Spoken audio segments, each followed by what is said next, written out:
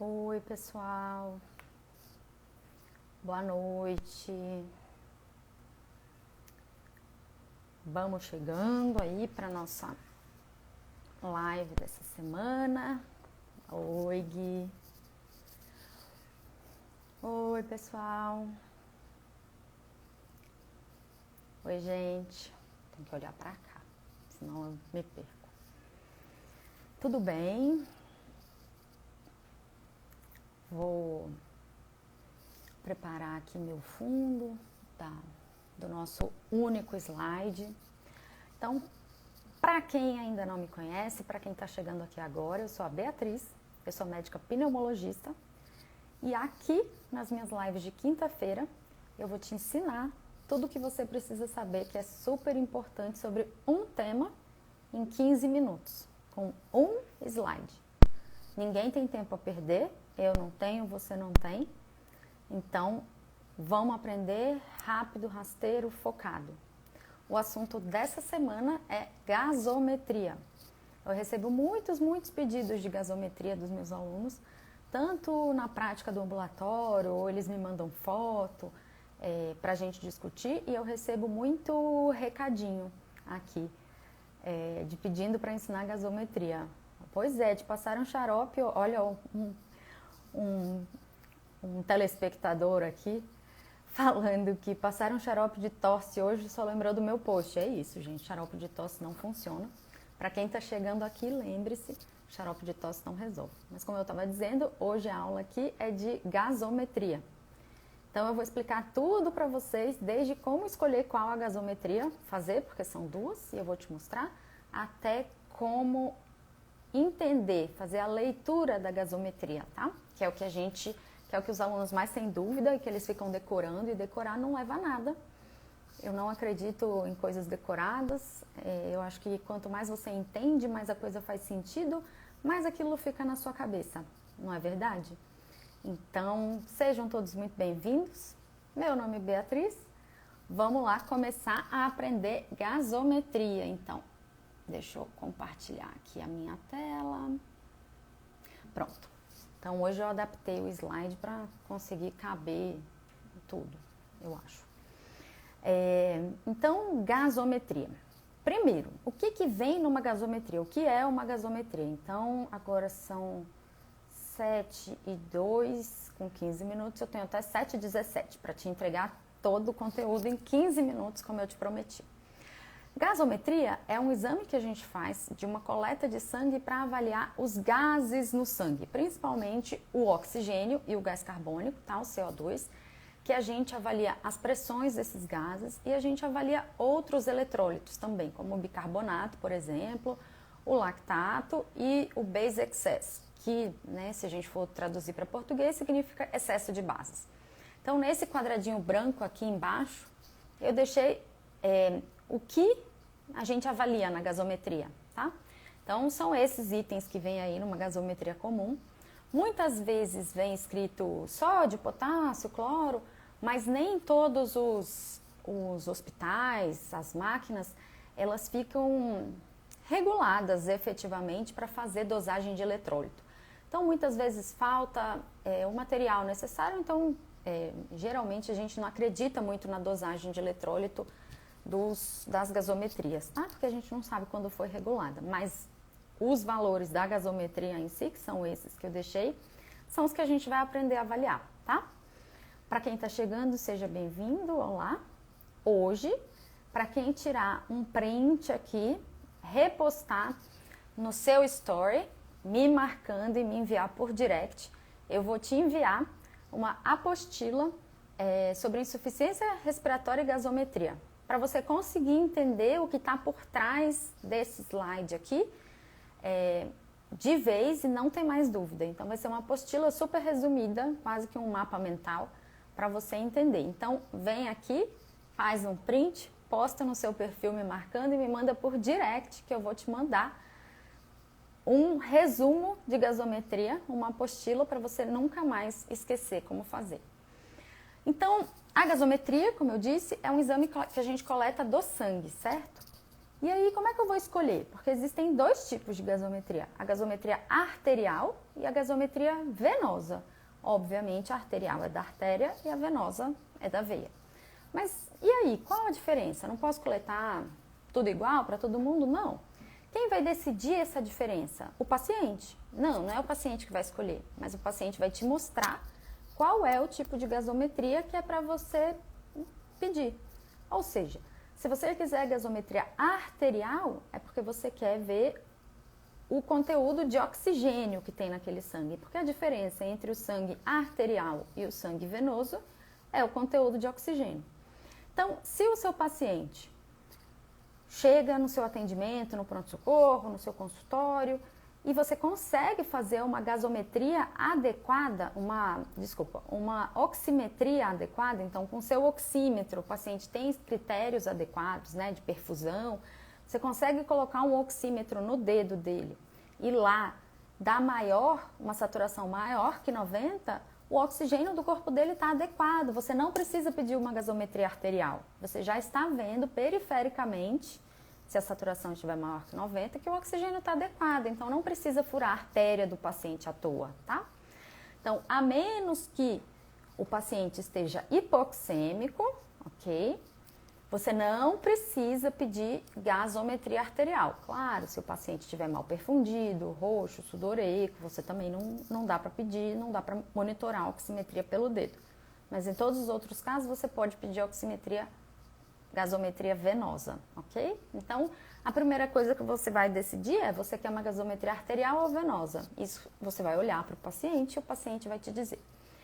A segunda coisa, depois que você decide qual é a gasometria que você quer, tá? Isso independente se você vai coletar arterial ou venosa, porque a única coisa que a arterial vai te dar a mais é a concentração de oxigênio no sangue. Então, depois que você decide que você vai coletar uma gasometria, que você decidiu qual é, você vai ter que decidir, né, analisar se aquele paciente tem uma alcalose ou uma acidose. E como eu faço isso? Eu vejo o pH, certo? Se o pH estiver baixo, abaixo de 7,35, é um pH ácido. Então, o paciente tem uma acidose. Se o pH estiver acima de 7,45, que é o normal do sangue entre 7,35 e 7,45.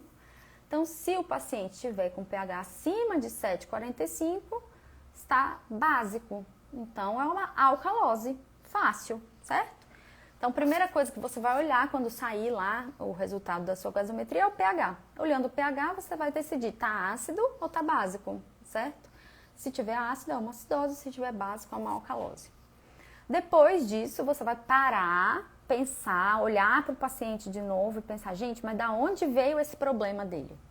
Qual é a causa base do paciente para ele poder estar fazendo uma alcalose ou uma acidose? Lembre-se, o mais importante da vida de um médico é o paciente. E o paciente sempre vai estar ali disponível para você.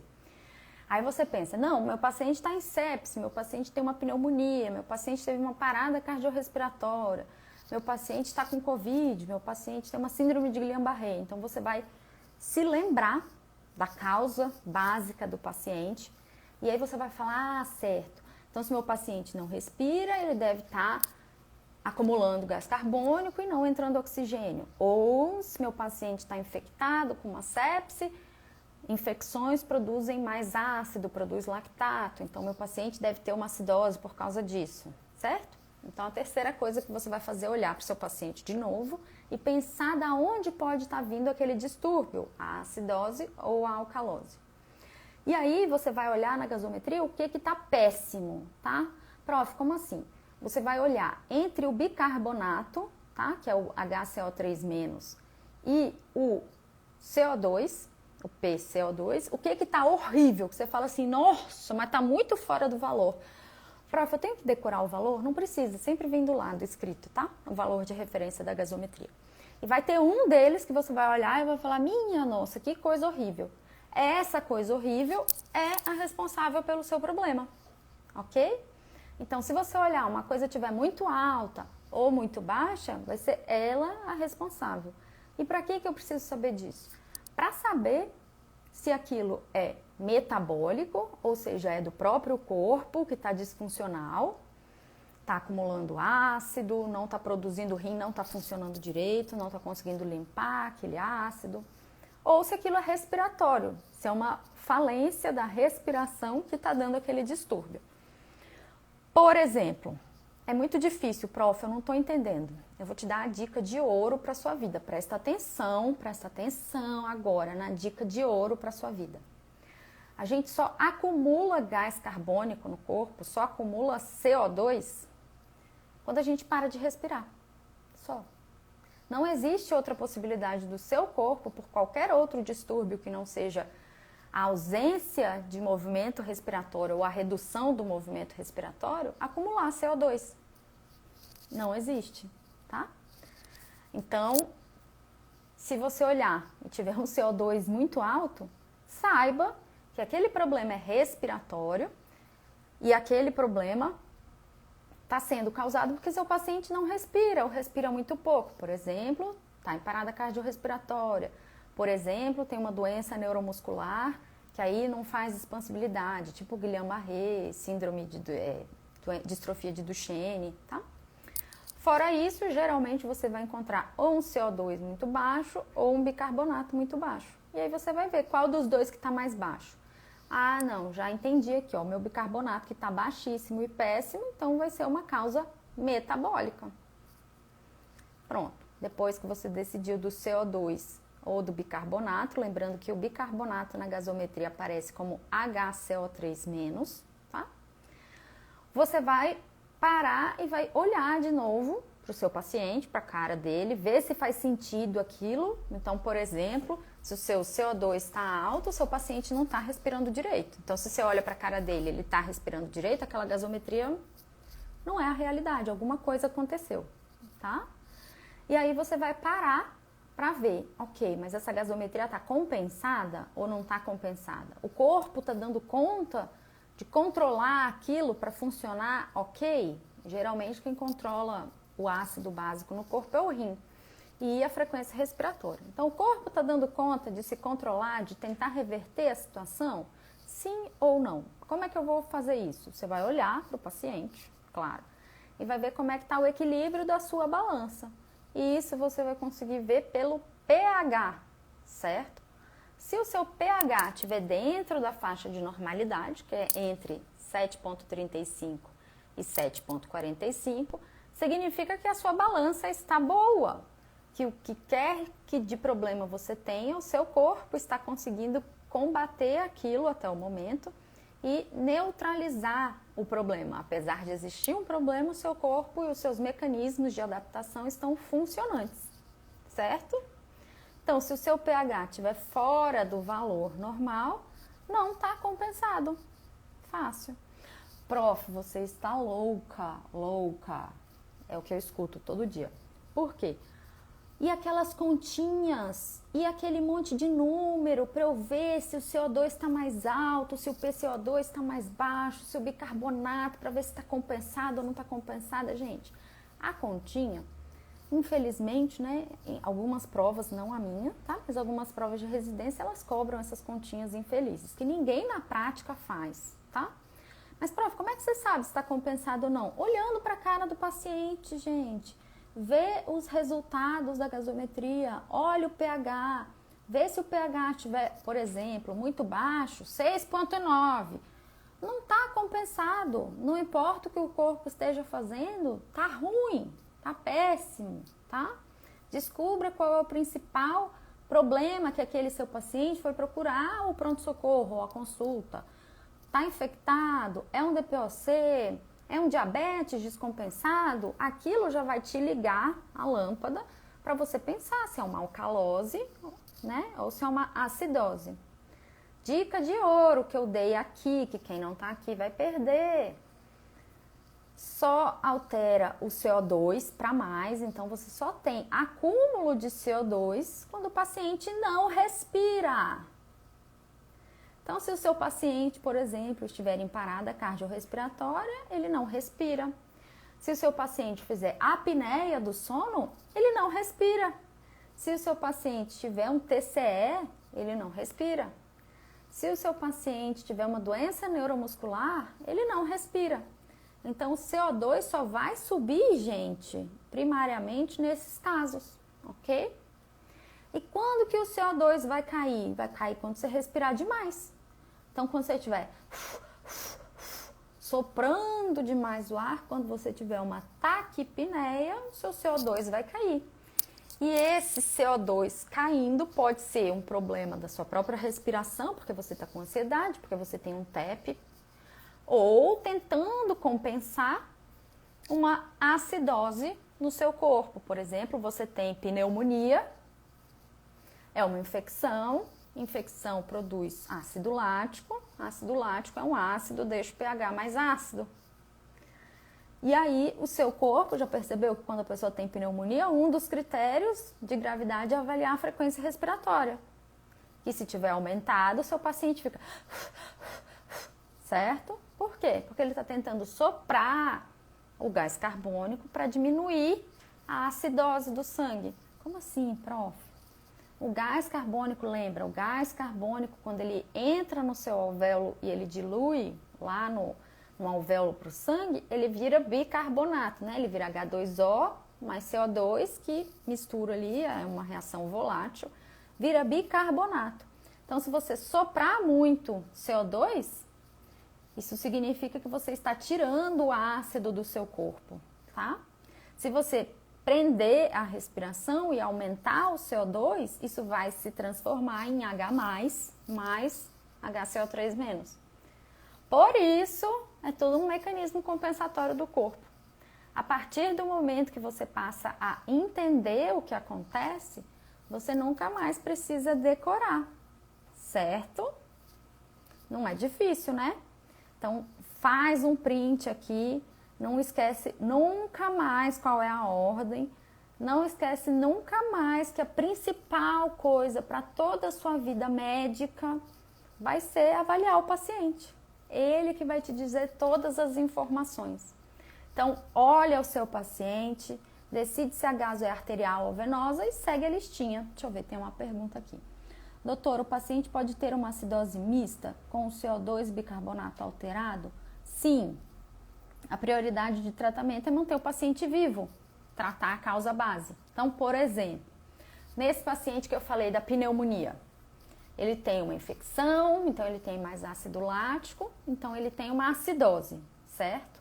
A tendência natural do corpo é aumentar a frequência respiratória para fazer o que a gente chama que é lavar o CO2. Então, o paciente vai fazer... Porque isso vai soprar o CO2 e vai cancelar, eliminar o ácido no sangue. Só que vai ter uma hora que esse paciente vai cansar, vai fadigar a musculatura. Ou a infecção vai ser tão grave que vai alterar o sistema neurológico, o sistema cognitivo dele. E aí ele vai começar a respirar menos, vai ficar sonolento, lentificado, vai respirar menos. Se ele vai respirar menos, o CO2 vai começar a acumular. Se o CO2 acumula, o pH cai, porque o CO2 produz ácido lático também, ácido carbônico, tá? E aí você tem uma acidose mista, tanto, por exemplo, da pneumonia, quanto do CO2 retido. E aí o que você precisa fazer? Tratar a causa base. Nesse caso aí que eu citei, é a pneumonia. Então você tem que tratar a pneumonia, hidratar, começar com antibiótico, fazer com que ele respire melhor, que a troca gasosa seja mais efetiva. Ok? Certo? Mais perguntas? Não? Mais dúvidas? Não? Dá tempo ainda, hein? Já vou terminar aqui a nossa live, porque conforme prometido eram 15 minutos, já dei 2 minutos de canja para resolver a questão aqui da colega. Então, faz um print, posta no seu story, me marca, manda por direct que eu vou te enviar uma super apostila de insuficiência respiratória e gasometria, para você nunca mais esquecer como é que faz para avaliar isso, tá bom? Não perde, semana que vem eu sei que é semana pré-natal, mas a gente vai ter live sim. É 15 minutos, gente. Eu não tenho tempo a perder, você também não. Mas se você quer aprender de verdade medicina, vem comigo. Segue aqui, marca sempre as lives aí no seu despertador e marca o sininho para você não esquecer, porque aqui eu te ensino de verdade, passo a passo. Não quero que você decore nada na sua vida, certo? Tchau, gente, até semana que vem.